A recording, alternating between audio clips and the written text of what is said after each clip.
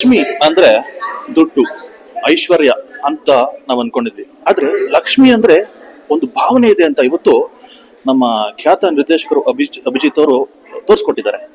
ಇವತ್ತು ನಾನು ಕೂತ್ಕೊಂಡು ಸಿನಿಮಾ ನೋಡ್ಬೇಕಾದ್ರೆ ಹೆಂಗಾಯ್ತು, ಈಗಲೂ ಮೈ ಜುಮ್ ಅಂತ ಇದೆ ಈ ಪಿಕ್ಚರ್ ಇಂದ. ನಂಗೆ ಈ ಸಿನಿಮಾ ಒಂದೊಂದು ಶಾರ್ಟ್ ಮೂವಿಯಿಂದ ಅಷ್ಟು ಅದ್ಭುತವಾಗಿದೆ ಇದು. ಅವ್ರ ಬೈನಲ್ಲಿ ಕೇಳೋಣ ಇದ್ರ ಬಗ್ಗೆ ಡೀಟೇಲ್ಸ್ ಕೇಳೋಣ.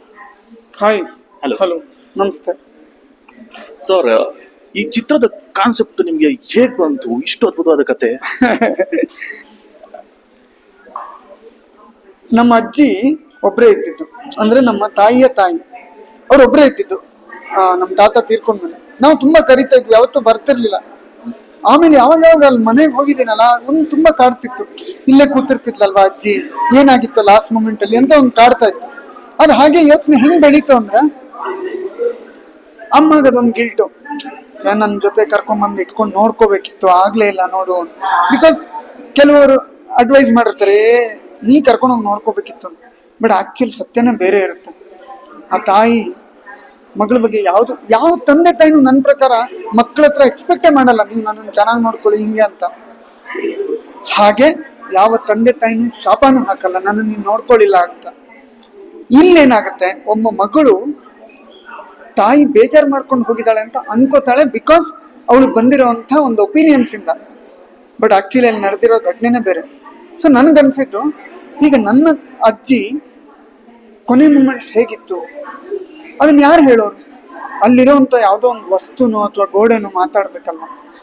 ಹಾಗೆ ಲಕ್ಷ್ಮೀಕಮ್ಮ ನಾನು ಚಿಕ್ಕ ವಯಸ್ಸಿಂದ ನೋಡ್ಕೊಂಡು ಬಂದಿರೋಂಥ ಒಂದು ಸಂಪ್ರದಾಯ, ಯಾಕೆ ಇದನ್ನ ಯೂಸ್ ಮಾಡಬಾರ್ದು ಅಂತ. ಹೌದು, ಆಕ್ಚುಲಿ ಏನಂತಂದ್ರೆ ಸರ್, ಗೃಹಿಣಿಯರು ಅಂತಂದ್ರೆ 4 ಗೋಡೆ ಮಧ್ಯೆ ಅನ್ನೋದಿರುತ್ತೆ. ಅವರು ಅಲ್ಲಿ ಆಕ್ಚುಲಿ ಗಂಡಸರು ಆಚೆ ಕೆಲ್ಸಕ್ಕೆ ಹೋಗ್ತಾರೆ, ಮಕ್ಕಳು ಸ್ಕೂಲ್ಗೆ ಹೋಗ್ತಾರೆ. ಬಟ್ ಈ ಗೃಹಿಣಿಯರ ಮನೆಯಲ್ಲಿ ಅಲ್ಲಿರೋ ಸುತ್ತಮುತ್ತ ವಸ್ತುಗಳನ್ನೇ ಅವರು ಅದ್ರ ಜೊತೆ ಭಾವನೆಗಳನ್ನ ಹಂಚ್ಕೊಂಡಿರ್ತಾರೆ. ಬಟ್ ಈ ಕಾನ್ಸೆಪ್ಟ್ ನಿಮ್ಗೆ ಬರುವಂತದ್ದು ಇದೆಯಲ್ಲ ಸರ್, ಅದ್ಭುತ. ಅದು ಇದ್ರ ಬಗ್ಗೆ ಅನುಭವ ಹೇಳಿ ಸರ್.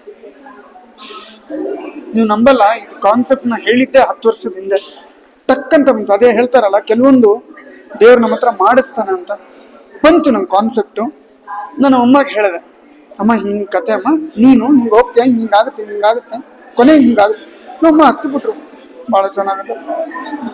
ಅವತ್ತು ನಾನು ಅನ್ಕೊಂಡಿದ್ದೆ, ಅಮ್ಮ ಹತ್ತಿಯಾರಂದ್ರೆ ಅವ್ರು ಟಿಪಿಕಲ್ ಆಡಿಯನ್ಸ್. ನಮ್ಮಮ್ಮ ಈಗಲೂ ಸೀರಿಯಲ್ ನೋಡಿ ಬೈತಿರ್ತಾರೆ, ನಗ್ತಿರ್ತಾರೆ, ಅಳ್ತಿರ್ತಾರೆ. ಸೊ ನಂಗೆ ಅನಿಸ್ತು, ಅಮ್ಮನೇ ಇಷ್ಟು ಫೀಲ್ ಮಾಡಿದಾರಂದ್ರೆ ಜನ ಮಾಡ್ತಾರೆ ಅಂದ್. ಬಟ್ ಅದು ಇಂಪ್ರೂವೈಸ್ ಆಗ್ತಾ ಹೋಯ್ತು. ಫಾರ್ ಎಕ್ಸಾಂಪಲ್ ಏನಿತ್ತು ಅಂದ್ರೆ, ಕೊನೆ ಹಿಂಗೆ ಕೈ ತೋರಿಸಿದಾಗ ಕಂಬ ಇರುತ್ತೆ, ಅಲ್ಲಿ ಕತೆ ಮುಗೀತು ಅಂತ ಇತ್ತು. ಬಟ್ ಆಮೇಲೆ ಏನಾಯ್ತು, ಆ ಹೂವಿಂದು ಹೆಂಗ್ ಗೊತ್ತಾಗುತ್ತೆ, ನಳ್ಳಿಗೆ ಹೇಗೆ ಗೊತ್ತಾಗುತ್ತೆ ಅದು ಕಂಬ ಅಂತ? ಅದ್ರ ಮುಂಚೆ ಇವಳು ತೋರಿಸ್ತಾಳೆ ಬಾಡಿರೋ ಹೂವು ಅಂತ. ಅವಳು ಫ್ರೆಶ್ ಹೂವು ಕೊಟ್ಟಿರ್ತಾಳೆ, ಅದನ್ನ ಹಾಕೊಂಡಿರ್ತಾಳೆ, ನೋಡಿದಾಗ ಅದರಿಂದ ಗೊತ್ತಾಗುತ್ತೆ. ಆಮೇಲೆ ಇದಕ್ಕೊಂದು ಕತೆಗೊಂದು ಕನ್ಕ್ಲೂಷನ್ ಅಂತ ಬೇಕು ಅನಿಸ್ತು. ಆವಾಗ ಪೇಂಟಿಂಗ್ ಆ್ಯಡ್ ಮಾಡಿದೆ. ಕೊನೆಗೆ ಅವಳು ಮತ್ತೆ ಪೇಂಟಿಂಗ್, ಯಾಕಂದ್ರೆ ಫ್ರೆಂಡ್ ಹೇಳಿ ಹೋಗ್ತಾಳೆ, ಮೊಮ್ಮಗ ಹೇಳ್ತಾನೆ, ಅಪ್ಪ ಹೇಳಿರ್ತಾನೆ ಚಿಕ್ಕ ವಯಸ್ಸಲ್ಲಿ, ಬಿಡಬೇಡ ನಿನ್. ಇದು ಬರೀ ಒಂದು ಕಥೆಯಲ್ಲಿ ಹೇಳುವಂತ ಮಾತಲ್ಲ, ಯಾರಿಗೇ ಆಗ್ಲಿ ಇದು ಅನ್ವಯಿಸುತ್ತೆ.